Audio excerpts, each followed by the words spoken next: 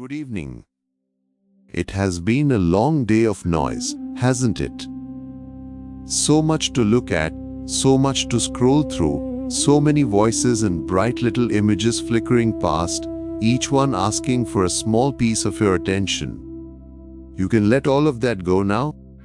Set the screen down. Let it grow dark and quiet in your hand and on the table beside you. There's nothing left there tonight that you need. The endless feed will keep refreshing without you, and none of it can follow you here, into this still and shadowed room. Let your shoulders soften away from your ears. Let your eyes, so tired from looking, finally close and rest in the dark.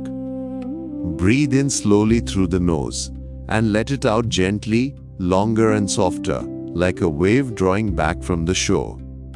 And again, notice how, when the looking stops, the mind begins to settle, like silt drifting slowly down through still water, until you can see clear to the bottom. So much of the restlessness was just the looking, just the reaching of the eyes and the thumb. You can let that motion stop now. There is nowhere to scroll to.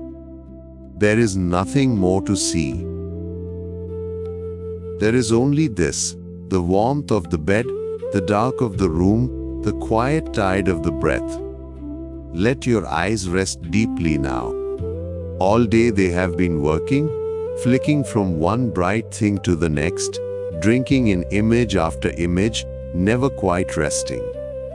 Let them grow soft and heavy behind your closed lids. Let the muscles around them release, the tiny tensions you never noticed gathering there. Let your brow grow smooth and wide.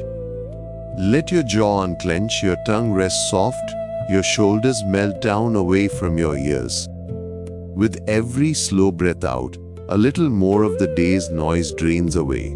The voices, the headlines, the endless flicker of other people's lives, all of it growing quieter and farther away.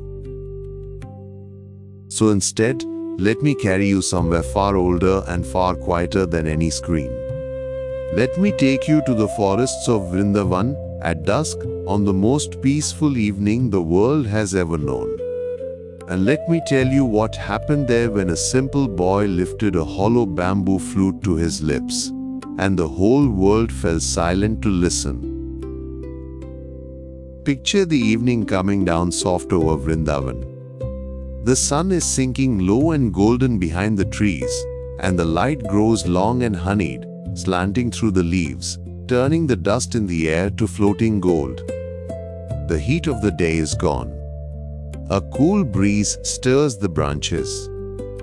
The river Yamuna winds slow and silver through the forest, and along its banks the cows are grazing, the peacocks are settling, the whole land is breathing out and growing still, the way you are breathing out and growing still now.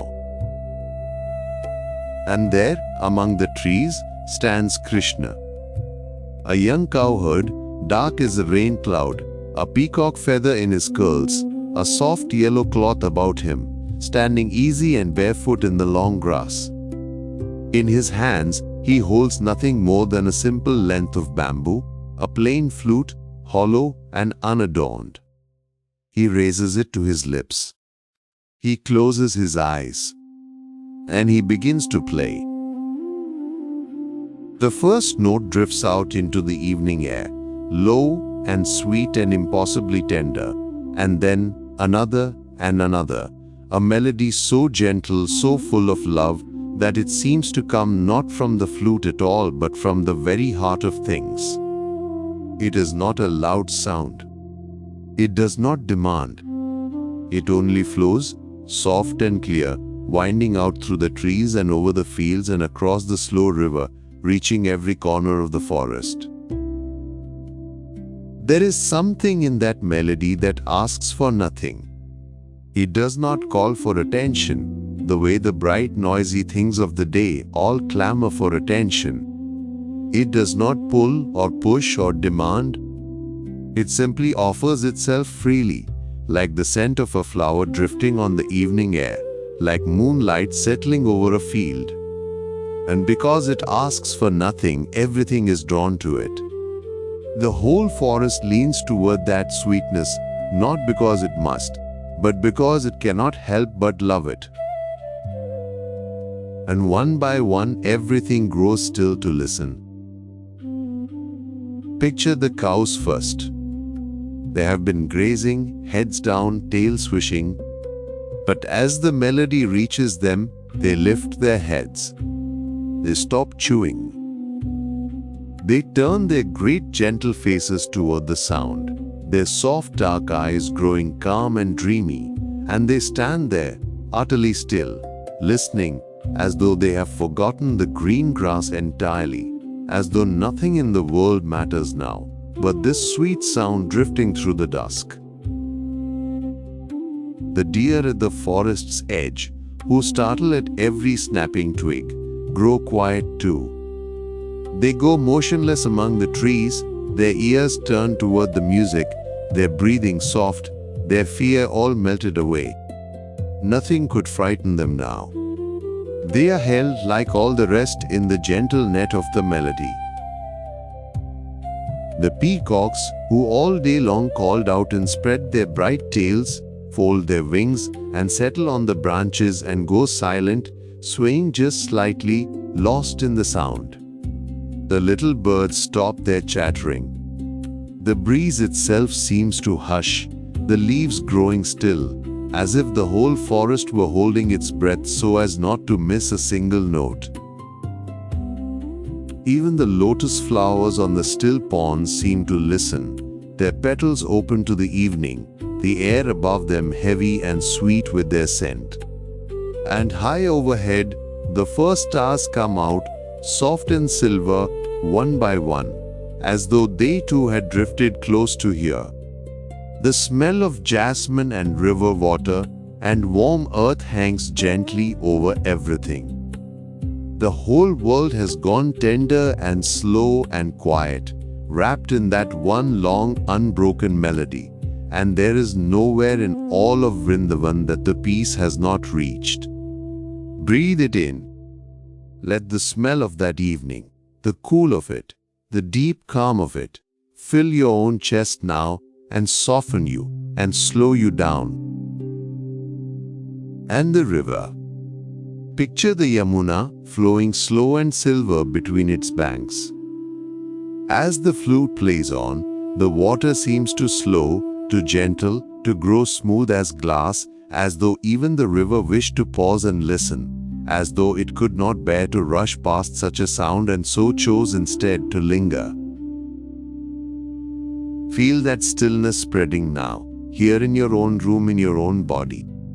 Feel how the music in the story reaches into you too, slowing your breath, smoothing the restless surface of your mind, drawing all the scattered, scrolling pieces of you gently back toward one quiet center. Let your breath grow slow and even, like the river going still. Let your thoughts settle, like the cows lifting their heads and falling quiet. There is nothing to chase here. There is only the sound and the dusk and the deep sweet peace settling over everything. And the gopis, the cowherd women of the village, in their homes among the lamplight, hear it too. Whatever they are doing, the music finds them. One is grinding grain and her hands grow still. One is rocking a child and she pauses listening. One is at the door, one is by the well, one is stirring milk over a low fire, and the melody reaches each of them, and one by one they set down their tasks, almost without knowing it, and drift toward the sound as if in a sweet dream. Their feet carry them softly out into the blue evening, toward the forest, toward the river, toward that tender music, their hearts opening like flowers turning to the moon. They cannot help it, and they do not wish to. The whole world is being drawn gently into love. And so the entire forest, the cows and the deer and the peacocks, the river and the trees and the breeze, the gopis and the dust and the deepening dusk, falls into one great tender hush. A silence that is not empty, but full. Full of love, full of peace, full of a stillness so complete that you could rest in it forever. The flute plays on soft and sweet, and all of creation listens and is calmed. And there is no hurry in any of it. The melody does not rush toward an ending. It simply unfolds, note after gentle note, in no hurry at all, the way the evening itself is in no hurry to become night. There is all the time in the world. Nothing must be reached. Nothing must be finished. The cows will stand and listen as long as the music plays. The river will linger as long as it likes. And you too have nowhere to be tonight, nothing to reach, nothing to finish. You can simply rest inside the unhurried sound as the dusk deepens slowly into a soft and starry dark, and let the time stretch long and easy all around you.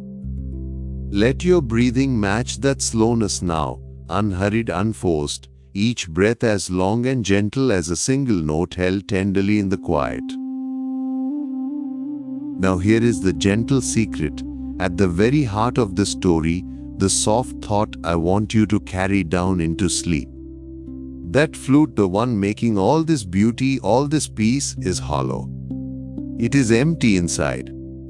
A plain piece of bamboo with nothing in it at all. And that is exactly why the music can flow through it so purely. If the flute were full, if it was stuffed and crowded and clogged inside, no music could pass through it. No song could come. It is precisely because it is empty, because it has let everything go, because there is nothing inside it grasping or holding on, that the breath can move through it freely and turn into something so beautiful that the whole world stops to listen. Let that reach you now. All day you have been filling yourself with images, with noise, with one more thing and then another, the feed pouring into you endlessly, leaving no quiet space inside.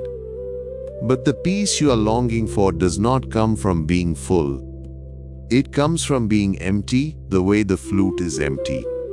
It comes from setting it all down, from letting it all go, from becoming still and hollow and open, so that something gentle and sweet can move through you at last. There is peace in being still. There is a deep music that can only flow through a quiet, empty heart. So tonight, you do not have to hold anything. You do not have to fill yourself with one more thing.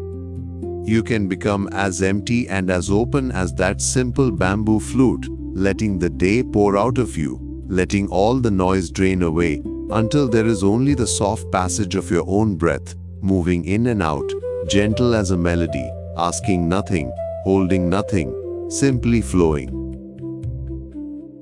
Think of how it was made, that little flute. It was only a hollow reed growing by the river, until one day it was cut and cleaned and emptied and given over to be played. It did nothing to earn the music. It did not strain or strive to make a single note. It only let itself be empty and let the breath move through it, and the rest was a gift. That is all that is asked of you tonight. Not effort, not striving, only the gentle willingness to grow still and empty and open, and to let peace move through you of its own accord, the way the breath moves through the reed, the way the music moves through the dusk.